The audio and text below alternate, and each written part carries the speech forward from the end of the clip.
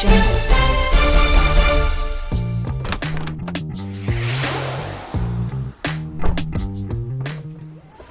Good morning, Tamara and Bilenki. This is going to be a busy day. I received this hologram message from Mike, the Nozama logistical deputy. Please watch the directive and act accordingly.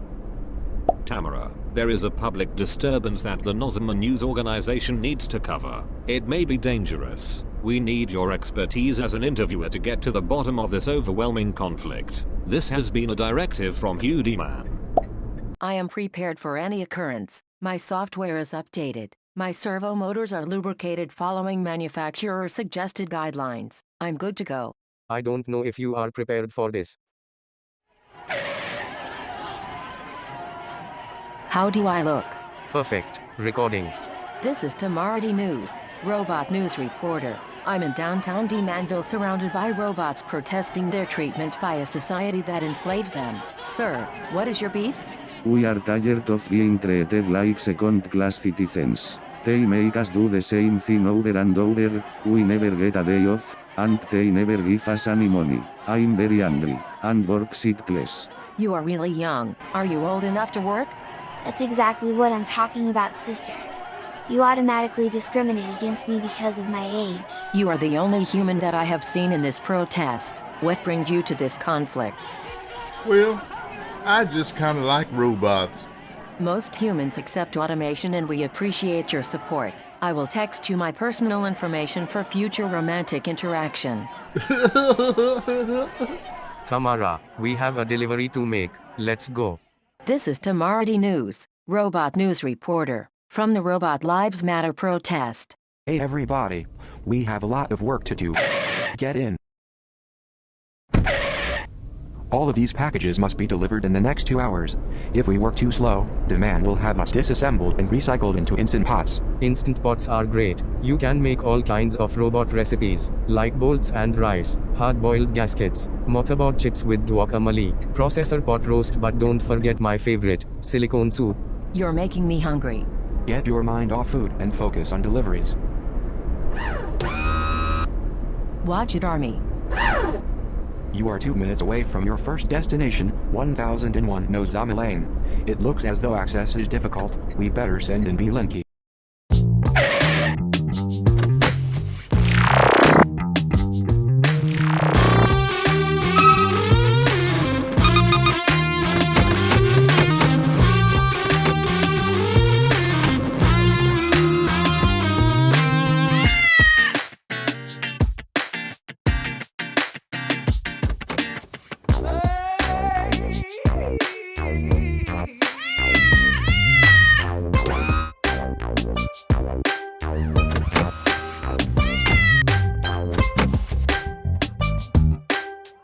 Hold on, we have a new passenger, a carnivorous mammal that may cause allergic occurrences in some carbon-based humanoids.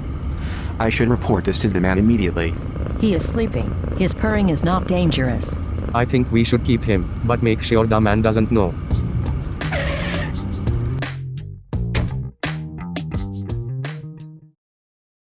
Karen, I remember when there was no cable, no dish, no TiVo, no Netflix, no Fox. What do you mean no fox? Bite your tongue. There has always been a fox. It's in the Bible. I love that Sean Hannity. He has very nice hair. It's kind of juicy. Being that you are a refrigerator, you should pull out your pitcher of orange Kool-Aid and suck it all up with a straw. You are lost. Wacko. Fruit Loops crazy. Back to my story, it was early the mid-1960s. For Christ's sakes, here we go again. If you start talking all that black and white TV bullcrap, I'm calling the cops. I will ignore your ignorant comments. Don't worry, Karen, I'm not bird watching or selling lemonade on the street. They had no permit. That is also in the Bible.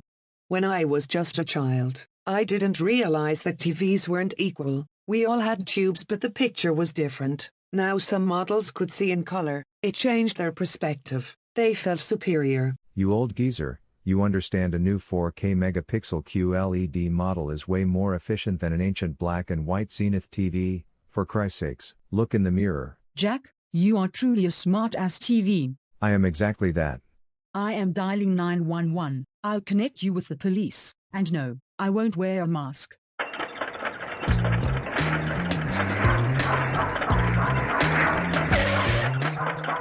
Roby, someone wrote wash me all over your windshield using their finger.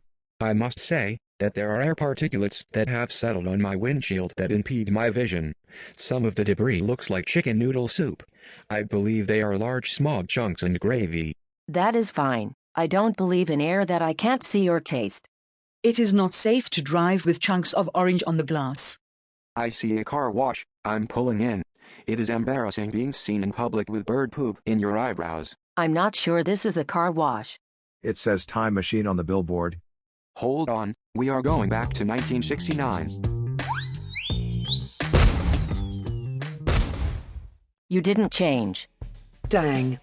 Things were way different in 1969. The Dow Jones average was 800.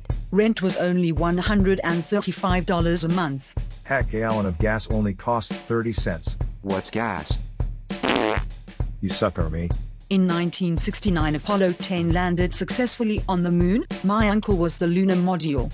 My relatives covered the anti-Vietnam War protests. They also smoked dope and went to that crazy Woodstock concert. They listened to Creedence Clearwater Revival, Canned Heat, and The Who. Don't forget Jimi Hendrix. He was a left-handed genius.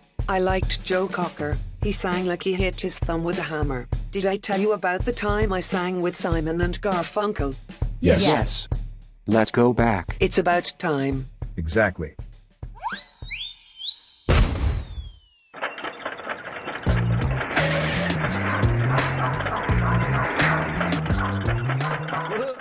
Welcome to Robux.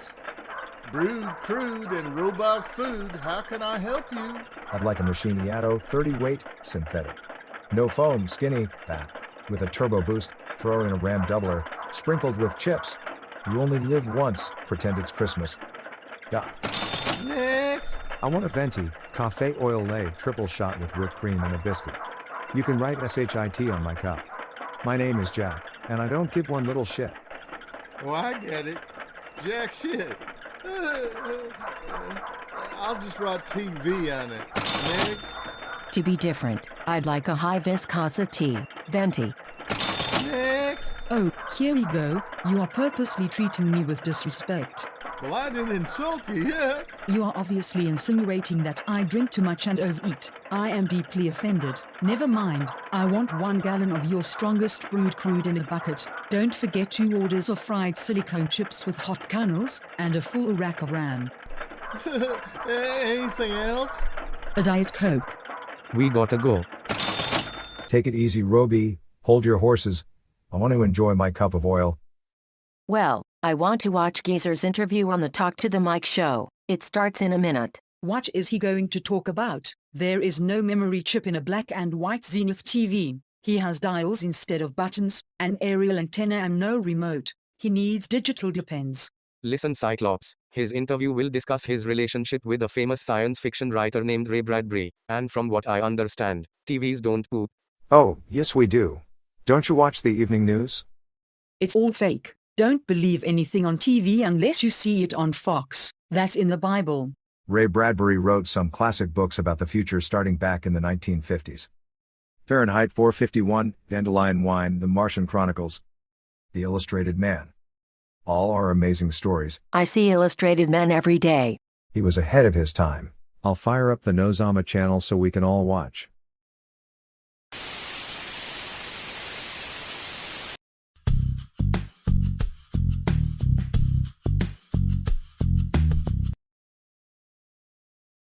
Welcome to Talk to the Mic. My guest today is Geezer, a black and white 19-inch solid-state television built in the 50s. Geezer, good to meet you. Were you influenced by any human as a youngster? Growing up, my best friend lived across the street from Ray Bradbury, one of the greatest science fiction writers in the world. We would play football in the street and yell car. A long black limousine would stop right in the middle of our game. Mr. Bradbury would get out and toss the ball with us. One day we saw Ray on television reading a poem about how the boys across the streets are driving my daughters crazy. That was us. It ends up his 2 daughters would watch us play basketball in the driveway from their upstairs bedrooms. That is funny. Did you ever run into him again? Many years later he had a book signing for One for the Road, his last book. He had had a few strokes and was in a wheelchair. His message to the crowd was one of heartfelt love for humanity and his wish for everyone to feel the same. I walked up to get a signed copy. He straightened up,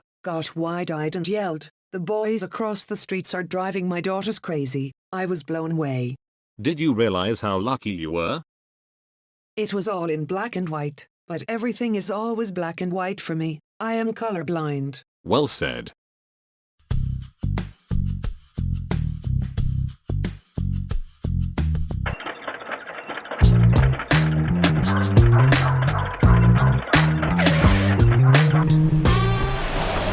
Notice that we don't issue speeding tickets to autonomous cars.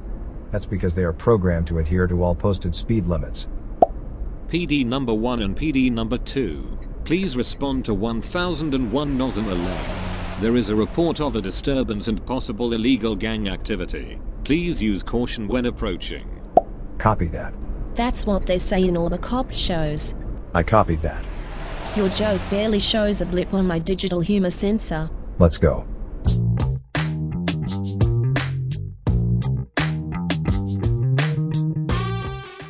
I'm glad you came. This is absolutely an emergency. As you can see, this man is breaking numerous laws and regulations by operating an illegal restaurant without a permit. I hope you brought your handcuffs. You may need mace or a taser.